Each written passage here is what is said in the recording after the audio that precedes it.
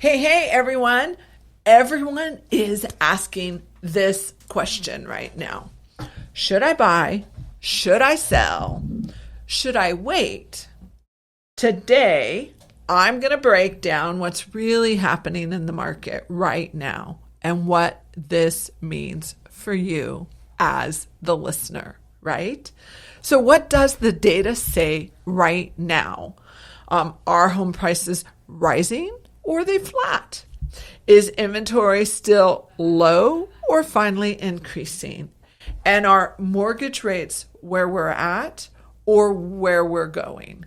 That's just the reality of what we're going to talk about right now. So I got to tell you, I'm looking at LA County and I'm looking at what's been happening. And I know that I look at the numbers every month. And I know that if you go back to one of my previous episodes here on the podcast about where the market was at a certain period of time, about a year ago or so, well, it's different. And the answer is yes. Yes. Home prices are still slightly rising. Inventory is also rising. And mortgage rates, well, they're just kind of sitting there. They come down a little and then they go back up a little. Mortgage rates are just kind of sitting there, right? So let's look at what's happening in LA County right now. If you look at the graph we just put up for you, if you're watching us on YouTube, that is, right? You'll see that we have right now in LA County, according to, yes, page 1. According to the MLS, which is going to be our most accurate information for hyper local details, we currently have 3.2 months worth of inventory on the market. Now, again, I'm going to explain what that means. That means if no more houses were to come on the real estate market, no more houses were to put a sign in front of them that says, I'm for sale. No more people signed a listing agreement with an agent. It would take a total of 3.2 months to sell all of those houses that are currently existing on the market. So what does that say to you? Patience. You're not going to sell tomorrow. It's called patience, patience, patience. I just told one of my sellers yesterday, I said, you're finally closing. Great news. You're finally closing. And she said, I can't believe it. Finally, the day has come. And she had only great things to say. And she was exhausted because it wasn't an overnight process. It was a process. So houses are also selling still at their list price, or actually 103% of their list price. So we are up 2.27% month over month. And the median days on market is 18 days. The median days. So what does that really mean? That means when priced right, your property will spend about 18 physical days on the market until receiving a contract. So 3 weeks on market really is where you're at. Median sales price, $900,000. And guess what? That number is coming down. It went down 1.1% month over month. So then we look right there at the median estimated value and the last month's change and our total 12-month change, right? Our median estimated value is 885,070. And last month we had 0.5% increase. And in a 12-month change, we had a 3.7% change. Now, I was just talking about this the other day on one of my other recordings. Let's look at LA County. LA County in general is rocking and rolling and outperforming California and the U.S. If you look at that graph, LA County is the blue graph that runs along the top. They are outperforming in pricing. They are far more valuable than California and the US of A. And everyone says, well, I don't want to live in LA. You sure do if you want to own real estate and create net worth. Create just a fabulous real estate portfolio that just keeps growing. It is far, far more outperforming than California and the US of A. Look at this. US of A, our median value is $369,750, whereas LA County is $885,070.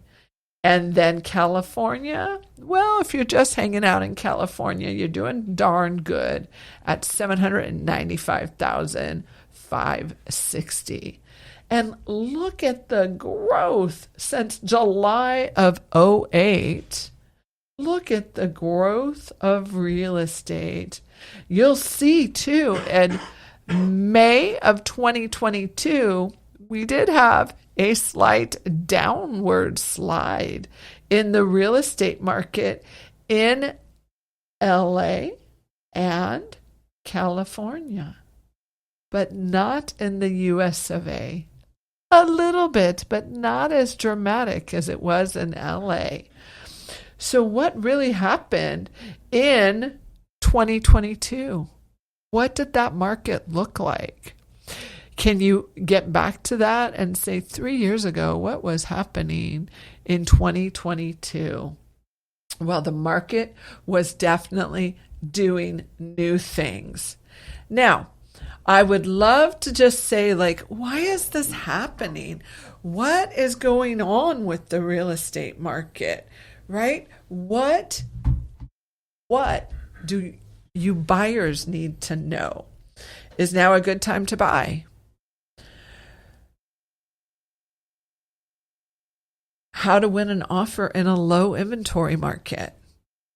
Is now a good time to buy? That's a great question. And it's going to be related to your personal circumstance. That is why you want to sit down with your preferred agent who you can have a great learning experience from. They can help teach you and educate you to what's happening with the real estate market, because it's not going to be the right time to buy for everyone. I spoke with a young lady the other day, and that was the question she asked. She said, Lori, should I buy a house now? And I said, I really need to look at your whole financial situation. And then I need to have the conversation with you on what your goals are. What are your 5, your 10, your 20-year plans? Are you going to stay in California, or do you intend to leave? You know, because you could buy something now and then 1 year later you leave, and it's not going to make sense. It just won't make sense. So that's why you want to sit down and you want to have a great conversation. It's called a buyer's consultation. We schedule them weekly with buyers. And some of our buyers, I would say 80% of our buyers who come in do buy that house. And there's the 20% who don't. Why don't they? Because the market is what the market is. Either their financial situation didn't make sense, or they just weren't built for this market. I call this market a thinking market. So how do you win offers in a low inventory market? I've got to say, it's really interesting that this is the question that's being asked, because inventory is finally starting to come to normalcy. I was listening to one of my financial podcasts the other day, and I loved hearing them say, we're in a balanced market. What does that mean? We're in a balanced market. We are almost there. Almost there.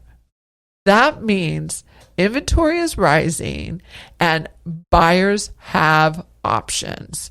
So if you're a buyer who likes to have options, this is your market.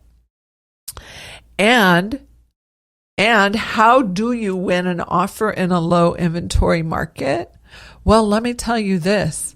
You got to have an agent who knows how to communicate in such a way that allows your offer to stand out beyond the rest. That's what you need. How does your offer stand out? There is so many ways to stand out. As a listing agent who also values buyers and has buyers agents on my team ready to service you, my buyers agents know what to do to make your offer stand out. As the listing agent, I can tell you when I get 10, 15 offers, when I get that 10 or 15 offers, this is what happens. All the offers look identical.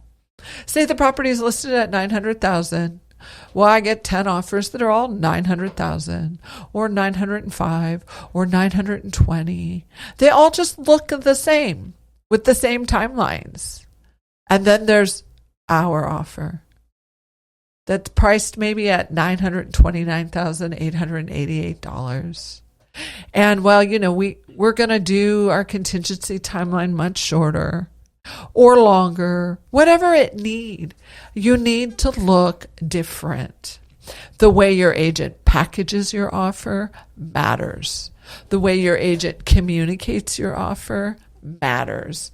We have a buyer who is currently working with us that was working with a different agent, and they chose to change and shift because they just weren't getting any results. And how did they know they weren't getting any results? Their agent couldn't offer them any feedback to how and why their offers were being rejected.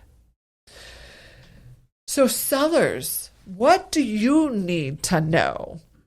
Should I wait for summer? Well, hey, summer is upon us if you're listening right now, right? Summer is upon us. And I have sellers who are coming up mid-June and July. I don't recommend it. What are you doing in July? It's too darn hot. You're running to the beach. You're running somewhere cool. You're not looking at houses. And it may just be the only time you have to put your house on the market. So we work with it. We work with it in such a way that it makes sense. So do I recommend you wait for summer? Heck no. I tell all of my clients, you should jump on the market early January, February. Even March is fantastic. Even March is fantastic. What pricing strategies are working best for right now? Priced right. That is the strategy you want. And priced under market is an even better strategy because buyers are looking everywhere and they're determining what they can pay for a property based on their interest rate and their loan, and then, of course, their income coming in. And here's the reality. The podcast I was listening to this morning on what was happening with our financial situation and our economy is only about 30% of the people out there can't even afford to buy our real estate right now because we're so darn expensive. So when you get a buyer who's actually qualified, Mr. Seller, you need to say, how can I make this work for them and me? How can I make this a win-win?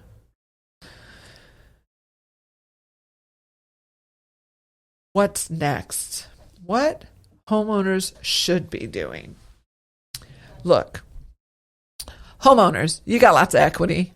And if you don't know if you have lots of equity, well, you need to pull your equity report. What's that? How do I get one of those? Call your lender that did your loan. Oh, wait, you don't talk to them anymore, but you still talk to your agent. Your agent can get it for you as well. We will help you grow your net worth in real estate if that is your goal. I personally own rental properties. I personally love my real estate portfolio, and I'm adding to it regularly. So I encourage you to pull your equity report, look at it, and see what it says. Do you have great money that you are not using that you could move forward? One of the other things that some of our clients are doing is using their home equity line of credit. It's called a HELOC for a rental or a second home. Now, as a Ramsey trusted partner, I'm going to tell you, encourage you to look at these items, your home equity line of credit and your HELOC, right? That's what it is. And use those with caution. Make sure it makes sense. Just because you have equity doesn't mean you should use it. Just because you have a house that you only owe $200,000 on and it's worth $1 million doesn't mean that you should use that $800,000 worth of equity. That's what your equity is. And yet, maybe you could. And you should talk with your lender about how you should. What is a safe way to do that? Safe way to do that. You don't want to get yourself in financial trouble.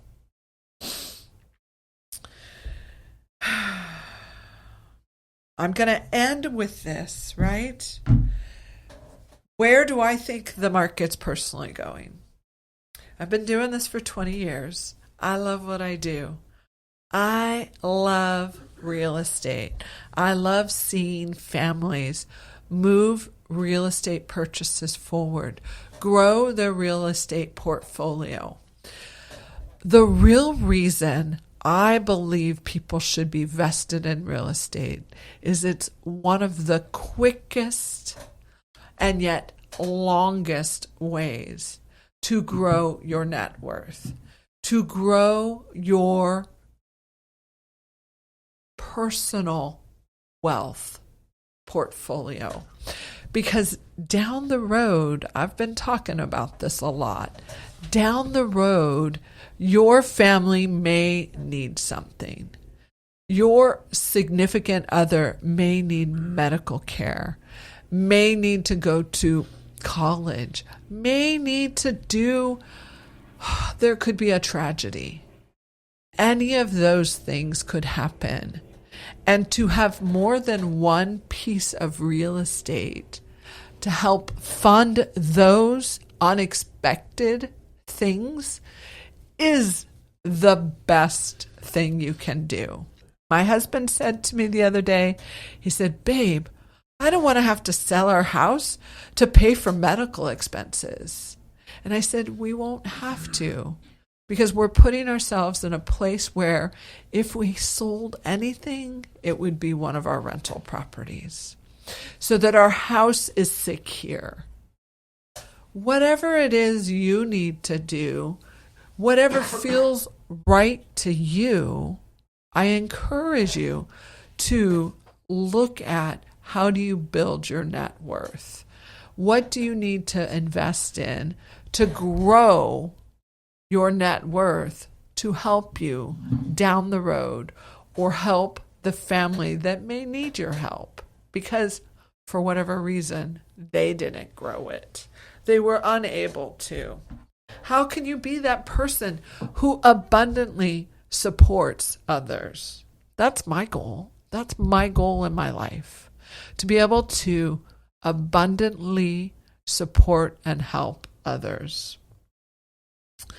A lot of my clients are definitely doing things that work for them.